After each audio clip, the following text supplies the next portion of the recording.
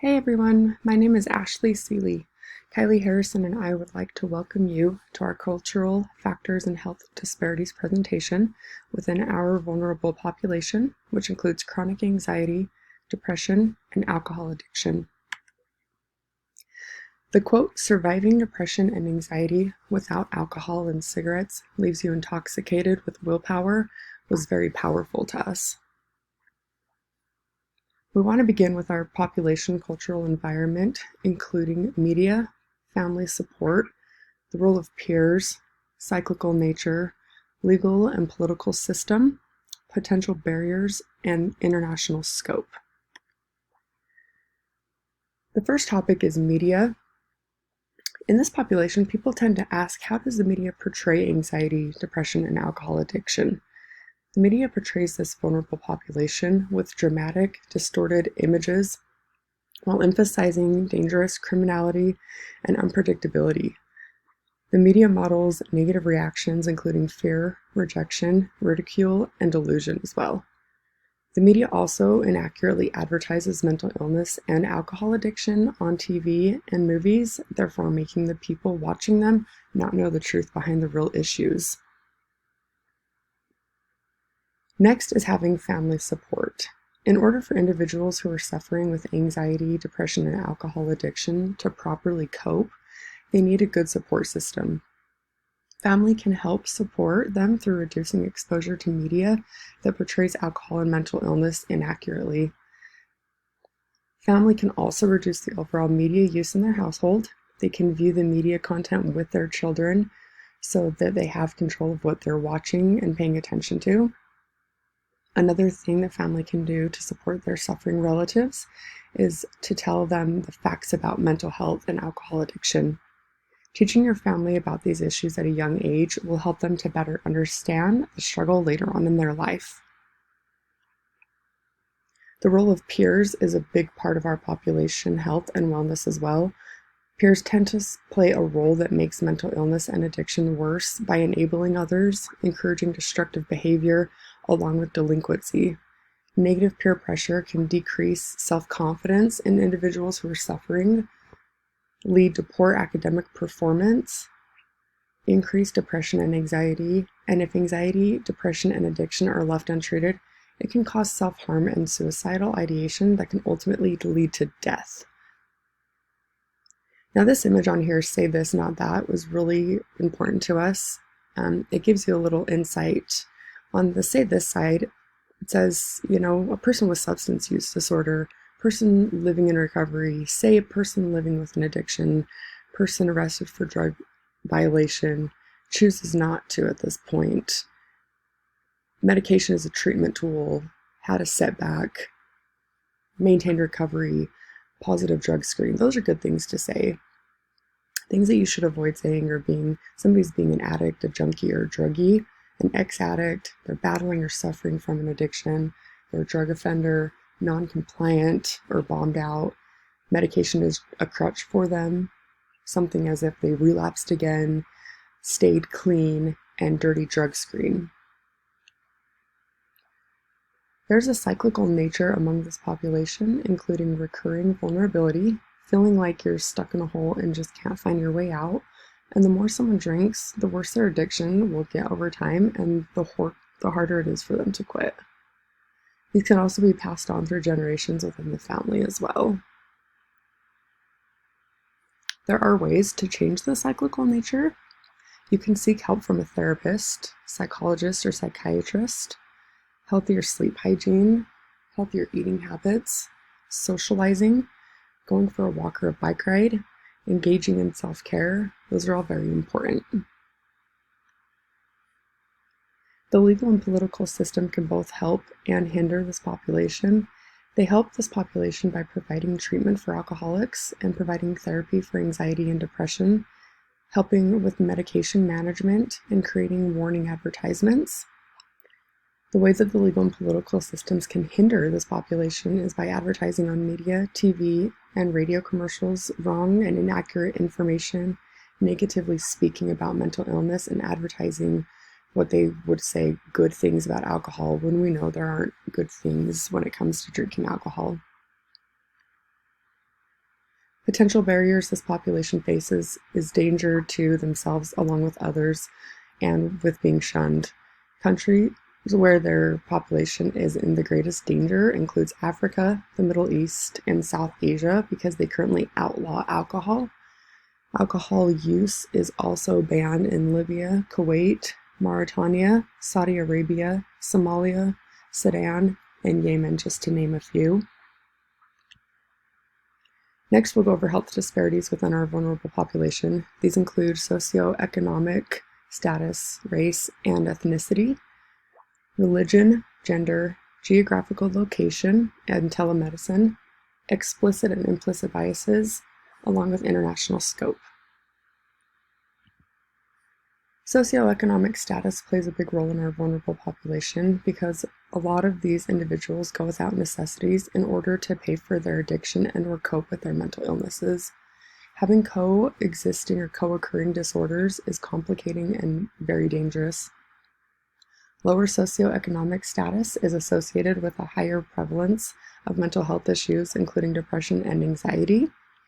Addiction is more common among individuals of lower socioeconomic status as well, but addiction can affect anyone at any stage in their life. Racial and ethnic disparities within our vulnerable population are complex and are associated with historically rooted patterns of racial discrimination and socioeconomic disadvantage. Racial and ethnic minorities often suffer from poor mental health outcomes due to multiple factors, including cultural stigma, inaccessibility to high-quality mental health care, discrimination, and overall lack of awareness of mental health in general. American Indians and Alaska Natives, disproportionately affected by alcohol problems, tend to have some of the highest rates for alcohol use disorder. Admission to alcohol treatment is also complex and is dependent on a variety of factors, including availability of appropriate services. Negative health outcomes in this population can occur because of these various factors, creating health disparities when it comes to race and ethnicity. Religion has both positive and negative outcomes on our population. A study noted by the American Psychological Association in 2000 found that higher levels of religious faith and spirituality have positive health outcomes, such as greater optimism about life and higher resilience to stress, which can contribute to recovery. And some of the negative outcomes for some include religious beliefs that may increase guilt and lead to discouragement if they feel they cannot live up to the high standards of their religious tradition. Here we show a health cycle. Physical health is pain, fatigue, disability, cost, isolation, which are some of the negative symptoms of physical health problems that can impact mental health. Emotional health includes anger, depression, frustration, anxiety, guilt, resentment, and those are some of the negative emotional health systems that have an influence, physical and spiritual health. And with spiritual health, there's fear, hopelessness, lack of faith, lack of autonomy, and lack of control that are some of the negative spiritual feelings or symptoms that influence physical and mental health. Gender also plays a role within our vulnerable population. Twice as many women experience depression in their lifetime over men, and women are twice as likely to experience generalized anxiety disorder or panic disorder. It's also said that women are less likely to disclose problems with alcohol use to their healthcare providers, which is very risky. Men are said to display a higher prevalence for alcoholism, but women are usually the ones who suffer more severe brain and organ damage with chronic alcohol abuse. Geographical location can be a risk factor for individuals suffering from anxiety, depression, and alcohol addiction as well.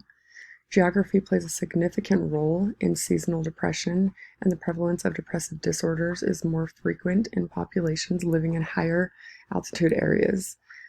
Rural areas may be at risk for disparities due to disproportionate burden of chronic diseases, restricted access to quality healthcare, insufficient healthcare coverage, geographic isolation, lack of public transportation, poor infrastructure, low educational attainment, lower health literacy, poverty and unemployment, smaller healthcare workforces, along with lack of specialty care, limited availability of bilingual providers and interpreter services, and cultural or social differences, stigma, and norms. Telemedicine applications offer innovative approaches for treating and reducing effects of substance use and mental health disorders within our population. Increased access to these services is one benefit and can provide support for this population outside of the therapeutic setting, which would reduce many of the concerns with illicit factors that can create health disparities in rural populations for those who are suffering with mental health or addiction issues. Explicit and implicit biases are present among this population also. First, explicit biases would include stigmas and stereotypes, racial, gender, and other biases. Statements or assumptions that individuals don't want to help or are not trying hard enough, and labels such as frequent flyer or others listed on the say this, not that chart, as we talked about on slide 6. Some of the implicit biases includes the stigmas and stereotypes as well, including race and gender and other biases, or labels while viewing this population such as substance abuser instead of someone saying, oh, they are having a substance use disorder or have a substance use disorder. These biases can hinder treatment and recovery and really make the person feel more depressed and anxious and make them want to drink more. So the logo we have on here says to stop gender-based violence at work. I just really liked this image and thought that we should share it with everybody. Lastly, we have the international scope that includes looking at the health disparities we just discussed and the reasons or risk factors for those disparities among our vulnerable population. Regions of the world may have less influence on health for this population, which includes a higher socioeconomic status and a geographical location allowing access to appropriate and high-quality treatment options. This population deals with coexisting or co-occurring disorders, which makes them more vulnerable and at a higher risk than individuals who only have one diagnosis. Let's do our part in helping these individuals instead of shunning them and treating them like they're unworthy. They need us just as much as we need them, and you never know when you're going to need help from somebody else. Lastly, I'd like to show you this saying. It says, any stigma still connected with mental illness or substance addiction continues to prevent people from choosing life-saving treatment options. Thank you all for listening to our presentation on our vulnerable population who are suffering from chronic anxiety, depression, and alcohol addiction. We hope you learned some new information and we enjoyed sharing our presentation with you all.